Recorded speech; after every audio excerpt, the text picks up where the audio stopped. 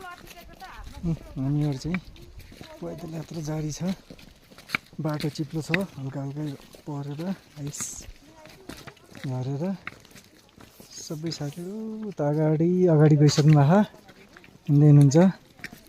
हामीहरूको पनि यात्रा जारी नै छ। बाटो चिप्लो भइसक्यो।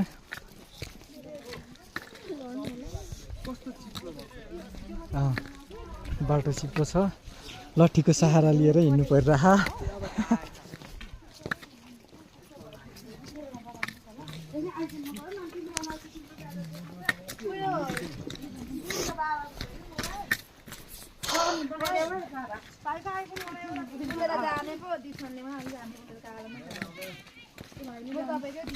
मेरो किस दिदीकोबाट बनायो कमै जान्छ अहिले सेभ गर्नै मिल्दैन नि त अनि